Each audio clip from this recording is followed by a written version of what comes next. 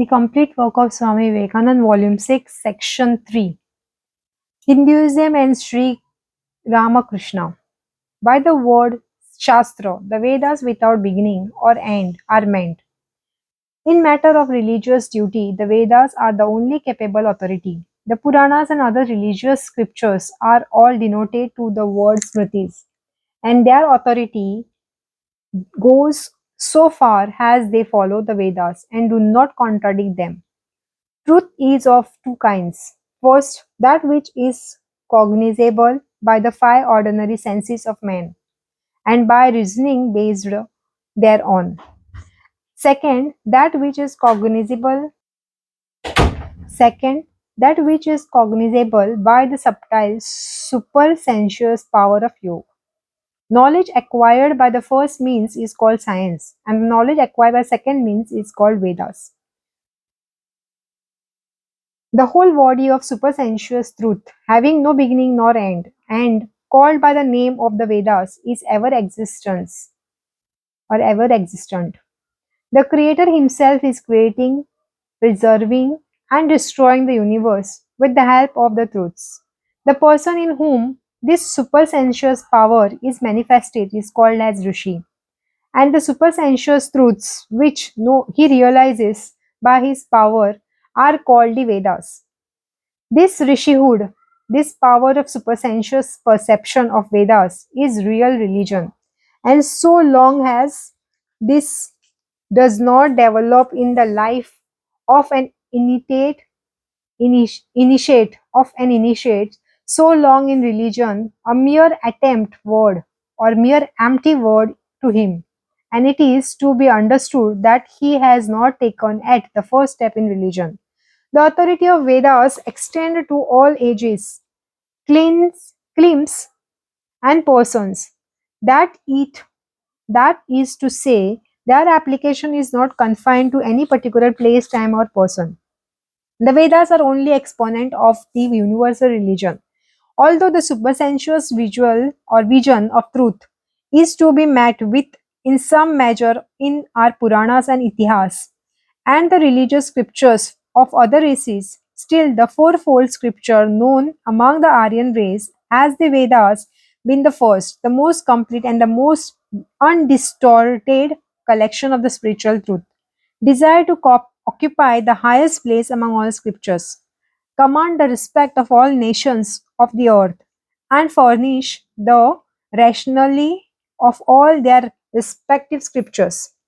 With regard to the whole Vedic collection of the truths discovered by Aryan race, this also has to be understood that those proportion or portion alone which do not refer to pure secular matter and which do not merely record traditions or history or merely provide incentivity to duty form the Vedas in the real sense. The Vedas are divided into two portions, the Jnana Khanda, that is knowledge portion, and Karma Khanda, that is ritual portion. The ceremonies and the fruits of the Karma Khanda are confined within the limit of the world of Maya, and therefore they have been undergoing and will undergo transformation according to the law of change, which operates through the time, space, and personality. Social laws and customs likewise been based on this karma kanda have been changing and will continue to change hereafter. Minor social usage also will be recognized and accepted when they are compatible with the spirit of true scriptures and the conduct and example of holy sages. But blind allegiances only to usage such as are repugnant of or to the spirit of Shastras and conduct the holy sages has been one of the main causes of the downfall of the Aryan race. It is a Jnana Khanda or the Vedant only that has for all time commanded recognition for leading men across Maya and bestowing salvation on them through the practice of yoga, bhakti, jnana, and selfless words, and has its validity and authority remains unaffected by any limitations of time, place, and person. It is the only exponents of the universal and the eternal religion for all mankind. The Samhitas of Manu and other sages, following the lines laid down in the Karma Kanda, have mainly mainly ordained rules of conduct conducing to social welfare according to the exigency of time, place, and person. The Puranas, etc., have taken up truths embedded in the Vedanta and have explained them in detail in course of describing the exalted life and deeds of avatars and others. They have each emphasized besides some out of the infinite aspects of the divine Lord to teach men about them. But when by process of time fallen from the true ideas and rules of conduct and devoid of the spirit of renunciation, addicted only to blind usage and degraded in intellect, the descendant of Aryans failed to appreciate even the spirit of these Puranas, etc., which taught men of ordinary intelligence the abstract truth of the Vedanta in concrete form and diffuse language, and appeared antagonistic to one another on the surface because of each inculcations with a special emphasis only particular space aspect of the spiritual idea. And when, as a consequence, they reduced India, the fair land of religion, to the scene of almost infernal confusion by breaking up piecemeal the one eternal religion of Vedant or Vedas, that is Sanatan Dharma. The grand synthesis of all the aspect of the spiritual idea into conflicting sect, and by seeking to sacrifice one another in the flames of sectarian hatred and intolerance. Then it was Bhagava then it was that Sri Bhagavan Ramakrishna incarnation himself in India to demonstrate what the true religion of the Aryan race is, to show where admit all its many divisions and offshores scattered over the land in the course of its immemorial history lies the true until the true unity of the Hindu religion, which by its overwhelming number of sects discordant to superficial view, quarreling constantly with each other and bounding and abounding in customs divergent in every ways, has constituted itself a misleading enigma for our countrymen and the but to contempt for foreigners, and above all to hold up before men for their lasting welfare, has the living embodiment of the Sanatan Dharma. His own wonderful life, into which he infused the universal spirit and character of this Dharma, so long cast so long cast into oblivion by the process of time. In order to show how the Vedic truths eternally existence has the instrument with the Creator in his work of creation, preservation, and dissolution, rival themselves spontaneously in the minds of the rishis, purified from all impressions of worldly attachment, and because such verification and confirmation of the spiritual truths will help the revival, reinstatement, and spread of religion. The Lord, though the very embodiment of the Vedas in this his new incarnation, has thoroughly discarded all external forms of learning. That the Lord incarnation or incarnates again and again in human forms for the protection of the Vedas or the true religion or and of Brahminhood for or the ministry of that religion is a doctrine well established in the Puranas, etc. The waters of river falling in the cataract acquire greater velocity. The rising wave after a hollow swells higher. So after every spell of decline, the Aryan society, recovering from all the evils by the merciful dispensation of providence, has risen the more glorious and powerful, Search in the testimony of history. After rising from every fall, our revived society is expressing more and more its innate eternal perfection, and so also the omnipresent Lord in each successive incarnation is manifesting themselves more and more. Again and again has our country fallen into the swoon as it were, and again has India's Lord, by the manifestation of Himself, revived her.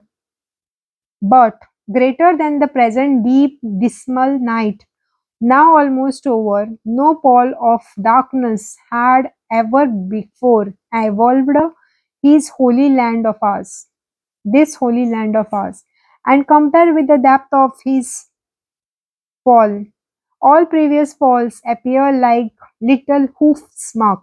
Therefore, before the effulgency of this new awakening, the glory of all past revivals in her history will pale like stars before the rising sun, and compare with this mightily manifestation of renewed strength. All the many past epochs of such restoration will be as child's play.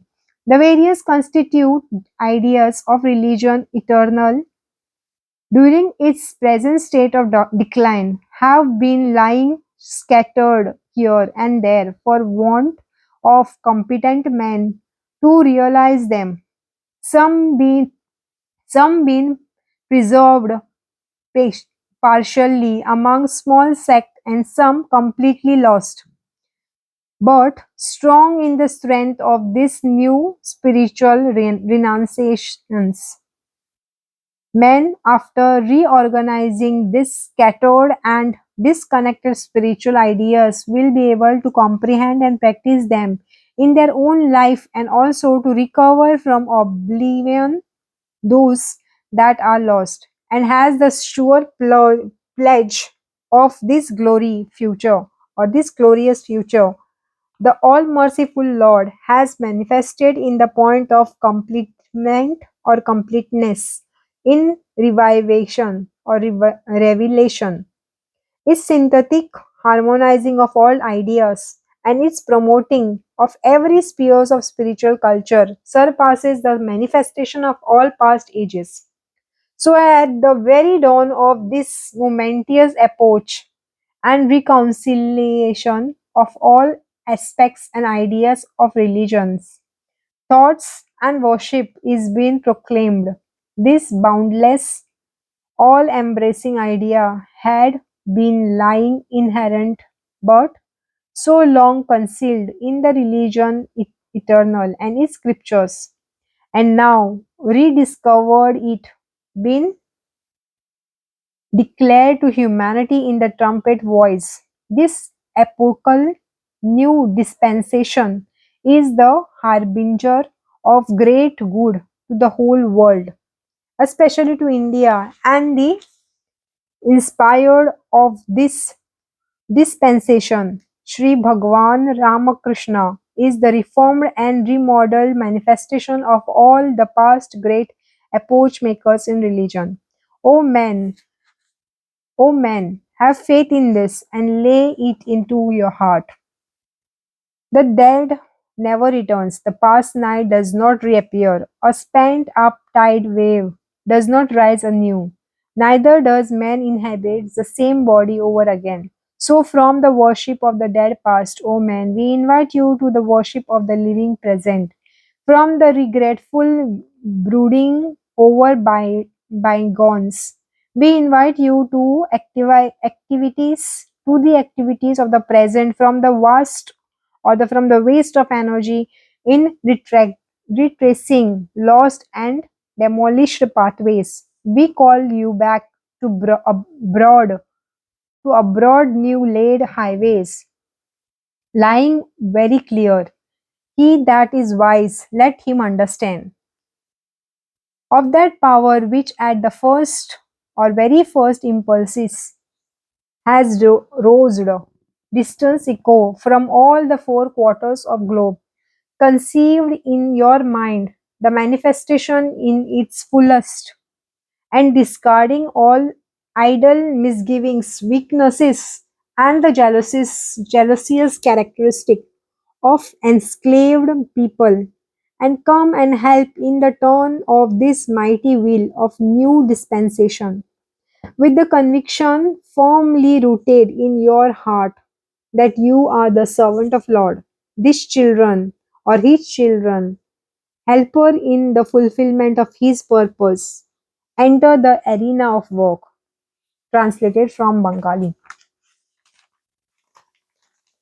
The Bengali language, written for the Udbodhan. In our country, owing to all learning being in Sanskrit, from the ancient times, there has been arisen an immeasurable gulf between the learned and the common folk. All the great personages from Buddha down to the Chaitanya and Ramakrishna who came from the well-being of the world taught the common people in the language of the people themselves. Of course, scholarship is an excellent thing, but cannot scholarship be displayed through any other medium than the language that is stiff and unintelligible, that is unnatural and merely artificial? Is there no room for art in the spoken language? What is the use of creating an unnatural language to the exclusive of the natural one? Do you not think out your scholastic researches in this language which you are accustomed to speak at home?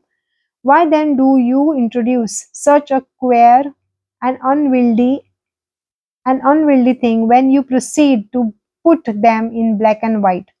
The language in which you think of philosophy and science in your mind and argue with others in public, is not that language for writing philosophy and science? If it is not, how then do you reason out those truths within yourself and in the company of others in that very language? The very the language in which we naturally express ourselves, in which we communicate our anger, grief, or love, etc. There cannot be a filtered language than that. We must stick to that idea, the manner of expression, that diction and all. No artificial language can ever have that force and that brevity and expressiveness or admit of being given any tone you please, has that spoken language. The language must be made like pure steel, turn and twist it any way you like. It is again the same. It cleaves a rock in twain at one stroke, without its edge being turned. Our language is becoming artificial by imitating the slow and pompous movement, and only that of Sanskrit. And language is the chief means and index of the nation's progress. If you say it is all right, but there are various kind of dialects in different parts of Bengal, which of them to accept? The answer is we must accept that which is gaining strength and spreading through the natural laws. That is to say, the language of Calcutta. East or west, from wheresoever people may come, once they breathe in air of Calcutta, they are found to speak the language in vogue there. So nature herself points out which language to write in. The more railroads and facilities of communication there are, the more will be the difference to east and west disappearance. And from Chittagong to Baidyanath, there will be that one language, that of Calcutta. It is not question which district possesses a language most approaching Sanskrit. You must see which language is trumping. When it is evident that the language of Calcutta will soon become the language of the whole of the Bengal, then if one have one has to make the writing or written and spoken language the same, one would, if one is intelligent enough If one is intelligent enough, certainly make the language of Calcutta one's foundation. Her local jealousies also should be thrown overboard. Where the welfare of whole province is concerned, you must overlook the claims to superiority and your own district or village. Language is a vehicle of ideas. It is the ideas that are prime importance. Language comes after. Does it look well to place a monkey on the horse that has strapping of diamond and pure pearls? Just look at Sanskrit. Look at the Sanskrit of the Brahmanas. At Shabara's Swami commentary on the Mimamsa philosophy, the Mahabhashya of Patanjali, and finally at the great commentary of the Acharya Shankara. And look also at the Sanskrit of comparatively recent times. You will at once understand that so long as a man is alive, he talks a living language, but when he is dead, he speaks a dead language. The nearer that approaches, the more does the power of original thinking wanes. The more it's there, the attempt to bury one or two rotten ideas under the heap of flowers and saints. Great God, what a parade they make. After 10 pages of big adjectives, all on the sudden you have, there lived the king. Oh, what an array of spoon out adjectives and giant compounds and skillful puns. There are symptoms of death. When the country began to decay, then all these signs become manifest. It was not merely in language, all the arts began to manifest them. A building now neither expressed any idea nor followed any style. The columns were turned and turned till they had all their strength taken out of them. The ornaments pierced the nose and the neck and converted the wearers into the veritable ogres. But oh, the profusion of leaves and foliage cowed fanatically in them. Again, in music, nobody, not even the sage Bharata, the originator of dramatic performance, could understand whether it was singing or weeping or wrangling or what means or purpose it sought to convey. And what an abundance of intra- intricacies in that music. What labyrinth, what laboring of flourishes, if what laboring of flourishes, enough to strain all one's nerves. Over and above that, that music had its birth in the nasal tone, uttered through the teeth compressed in imitations of the Mohammedan musical experts. Nowadays, there is an indication of correcting this. Now, will people gradually understand that a language or a art or a music that expresses no meaning is lifeless, is of no good. Now they will understand that the more strength is infused into the national life, the more will language, art, music, etc. become spontaneously instinct with ideas and lives. The volume of meanings that the volume of meaning that a couple of words of every day will use convey. You may search in vain in 2000 set epithets. Then every image of the dignity will impress or inspire devotions. Every girl decked in ornament will appear to be a goddess. Every house and room and furniture will be animated with a vibration of life. Next, matter for serious thoughts. Matter for serious thoughts. A man presented himself to be blessed by a sight of deity.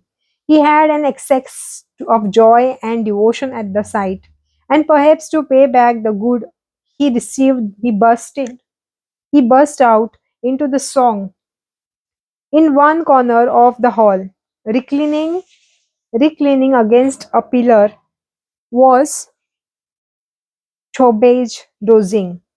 He was a priest in the temple, an athletic, a player on the guitar, and was a good hand in swallowing two jugful of bhang, and had various other qualities beside. All on sudden, a dreadful noise assailing his tympanum. The fantastic universe conjured up under the influence of the inebriating liquor vanished for a moment from the Chobi's enormous chest of 2 or 4 inches, and casting his crimson tingled langed eyes around in search of the cause of disturbance to his tranquil mind, Chobiji discovered that in front of the god was a man singing, overwhelmed with his own feelings, in a tune as touching as the quarreling of the clouder in the festive house, and so doing. He was subjecting the shares of the whole host of music masters like Narada, Bharata, Hanuman, Nayaka, and rest to ineffable anguish. The mortified Chobiji, in sharp reprimanding tone, addressed the man who had been the direct obstacle to his enjoyment of that particular bliss of inebriation. Hello, my friend, what are you shouting like that for? Without caring for time and tune. Quick came the response. What need I care for time and key tune? I am trying to win the Lord's heart. Hump retorted Chobiji. Do not think the Lord is such a fool. You must be mad. You could not win my heart even. And has the Lord less brain than I? The Lord has declared unto Arjun, take thou refuge in me. Thou hast nothing else to do, and I shall deliver thy.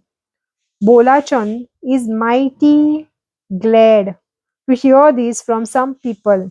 He now and then yells out in the trenchant note, and I have taken refuge in the Lord.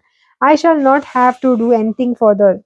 Bolachan is under the impression that it is the height of devotion or bawl out those words repeatedly in the highest tone possible. Moreover, he does not fail to make it known now and then in the foresaid pitch that he is ever ready to lay down his life even for the Lord's sake, and that if the Lord does not voluntarily surrender himself to this tie of devotion, everything would be hollow and false, and the few foolish satellites of his also shared the same opinion. But Bholachan is not prepared to give up a single piece of wickedness for the sake of Lord. Well, it is the Lord really such a fool? Why this is not enough to hoodwink us even. Bholapuri on Bholapuri and out Vedantin is everything he is careful to trumpet with his Brahminhood.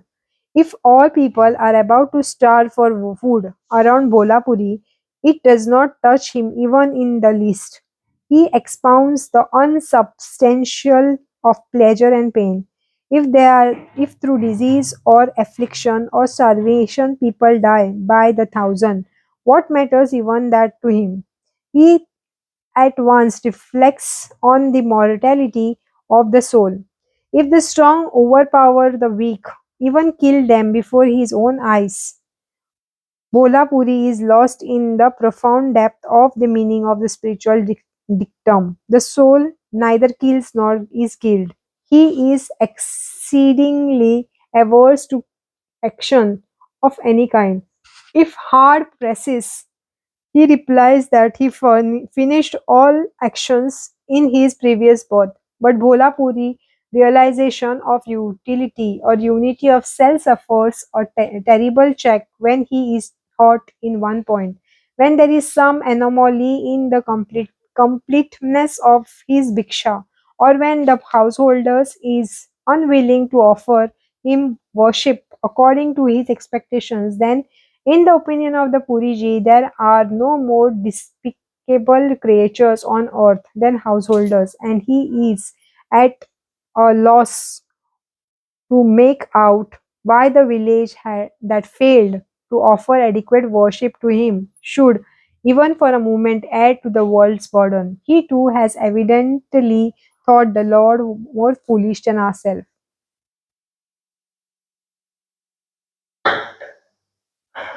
I say, Ramacharana, who have neither educated nor the means to set up a trade, nor are you fit for physical labor. Besides, you cannot give up indulging in intoxication, nor do away with your wickedness. Tell me, how do you manage to take your living? Ramcharan. That is an easy job, sir. I preach unto all. What has Ramcharan taken the Lord for? The city of Lucknow is astir with the festival of the Muharram. The gorgeous decoration and illumination in the principal mosque, the Imambar, knows no bound. Countless people has congregated. Hindu, Mohammedan, Christian, Jewish, all sort of people, men, women and children of all races and creeds have crowded today to witness the Muharram. Lucknow is the capital of Shahs, and wailing in the name of illustrious Hassan and Hosan rend the sky today. Who was there whose heart was not touched by the lamentation and beating of breasts thick that took off on this mournful occasion? The tale of Karbala, the tale of the Karbala, now 1,000 years old, has been renovated today. Among this crowd of spectators were two Rajput gentlemen who had come from far off village to see the festival. The Thakur Sahibs were, as in generally the case with the village zamindar landlord, innocent of learning. The Mohammedan culture, the shower of emphatic phraseology with its nice and correct pronunciation, the varieties of fashion dresses, the loose fitting cloaks, and the tight trousers and turbans of the 100 different colors to suit the taste of the town folks. All these had not found their way to such a remote village to convert the Thakur Sahib. The Thakurs were therefore simple and straightforward, always fond of hunting, stalwart and hardly, and of exceedingly tough. The Thakurs had crossed the gate and were about to enter the mosque when the guard interpreted them. Upon inquiring into the reasons, he answered, "Look here, this giant figure that you see standing in the doorway. You must give it 5 ticks first, and then you can go in. Whose is the statue, pray? Whose is the statue, pray?" It is a statue of a nefarious Yazid who killed the illustrious Hassan and Hossein 1,000 years ago. Therefore is this crying and this mourning. The guard thought that after this elaborate explanation, the statue of Yazid was sure to merit kick 10 kicks instead of 5. But mysteriously are the workings of karma, and everything was sadly misunderstood. The Thakurs reverently put their scarf round their neck and prostrated and rolled themselves at the feet of the statue of Yajit, praying with flattering essence. What is the use of going in any more? What other gods need to see? Brave Yajid, thou alone art the true God. Thou hast thrashed the rascals so well that they are weeping till now. There is a towering temple in the eternal Hindu religion, and how many ways of approaching it, and what can you not find there? From the absolute Brahman of the Vedantin down to the Brahma, Vishnu, Shiva, Shakti, Uncle San, Rath riding Ganesh, and minor deities such as Shashtik and Makkal, and so forth, which is lacking there. And in the Vedas, in the Vedanta, and the philosophies, in the Puranas and the Tantras, there are lots of materials, a single sentence of which is enough to break one's chain of transmigration forever. And oh, the crowd! Millions and millions of people are rushing towards the temple. I took too had a curiosity to see and joined in the rush. But what was this that met my eye when I reached the spot? Nobody was going inside the temple. By the side of the door, there was a standing figure with 50 heads, 100 arms, 200 bellies, and 500 legs, and everyone was rolling at the feet of that. I asked one for a reason and got the reply. Those deities that you see in the interior is the worship enough for them to make a short prostration or throw the few flowers from the distance. But the real worship must be offered to him who is at the gate. And those Vedas and Vedantas and philosophies and Puranas and other scriptures that you see, there is no harm if you hear them. Read now and then, but you must obey the mandate of this one. Then I asked again, well, what is the name of the God of gods? He is called popular custom. His named popular custom. Came the reply. I was reminded of the Thakur Sahib and exclaimed, bravo, popular custom. Thou hast threshed them so well, etc. Gurguri Krishnanaval Bhattacharya is a vast learned man who has the knowledge of the whole world at his finger end. His frame is a skeleton. His friends say it is through the rigor of the austerity, but the enemies ascribe it to want of food. The wicked again are the opinion that such a physique is not natural to one who has dozen issues every year. However, that may be. There is nothing on earth that Krishna Navalya does not know. Especially, he is omniscient about the flow of electric magnet current all over the human body, from the hair tuft to its furthest nook and corner. And being possessed of this esoteric knowledge, he is incomparably the best authority for giving the scientific explanation of all things from the certain earth used in the worship of goddess Durga down to the reasonable age of puberty of girl been 10, and a sundry inexplicable and mysterious right pertaining to ailed matter, and has for adducing precedent.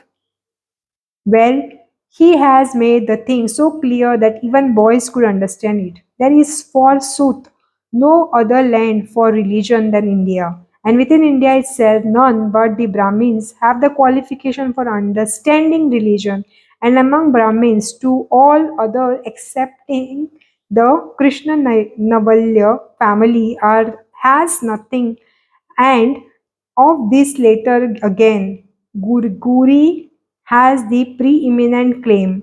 Therefore, whatever Gurguri Krishna Navala says is self-evident truth. Learning it been cultivated to the considerable extent, and people are becoming a bit conscious and active so that they want to understand and taste everything. So Krishna Navalya is assuring everybody, discard all fear, whatever doubt are rising in your mind, I am giving scientific explanation for them. You remain just as you were. Sleep to your heart's content and never mind anything else. Only don't forget my honorarium. The people exclaimed, oh, what a relief! What a great danger did really confront us! We should have had to sit up and walk and move. What a pest! So they said, long live Krishna Navalya, and turned on one side on the bed once more. The habit of 1,000 years was not to go so soon. The body itself would resent it. The inveterate obtuseness of the mind of the 1,000 years was not to pass away at the moment notice. And is it not for this that the Krishna Navalya class are held in repute? Bravo, habit! Thou hast threshed them so well, etc. Translated from Bengali. Shiva's demon. Baron K. Baron K. lived in the district of Germany. Born in an aristocratic family, he inherited high rank, honor, and wealth even in early youth. Besides, he was highly cultured and endowed with many accomplishments. A good many charming, affluent, and young women of rank craved for his love, and which father and mother does not wish for a son-in-law of such part, culture, handsomeness, social position, lineage, and youthful age? An aristocratic beauty had attracted Baron K also, but the marriage was still far off. In spite of all rank and wealth, Baron K had none to call his own, except a sister who was exquisitely beautiful and educated. Baron had taken a vow that he would marry only after his sister had chosen her fiancé, and marriage celebrated and the marriage celebrated with due e- elect and rich dowries from him. She had been the apple of her father's eyes. Baron K did not want to enjoy a married life before her wedding. Besides, the custom in this West country is that the son does not live in his father's or in any relative's family after marriage. The couple live separately. It may be possible for husband to live with his wife in his father-in-law's house, but a wife will never live in the father-in-law's house. So K postponed his marriage till his sister's. For some months, Kay had no news of his sister, foregoing the life of ease, comfort, and happiness in the palace, served by a big retainer, and snatching herself from the affection of her only brother, she had absconded. All search had been in vain. That brought Kay untold sorrow. He had no more any he had no more any relish for the pleasure of life. He was ever unhappy and dejected. His relatives now gave hope up all the hope of the sister's return and tried to make the Baron cheerful. They were very anxious about him, and his fiancée was ever full of apprehension. It was a time of the Paris exhibition. The elite of all countries assembled there. The art treasures and the artistic products were brought to Paris from all quarters. Baron K's relative advised him to go to Paris, where his despondent heart would regain his normal health and buoyancy once it was in contact with that active, invigorating current of joy. Baron bowed down to their wishes and started for Paris with his friends.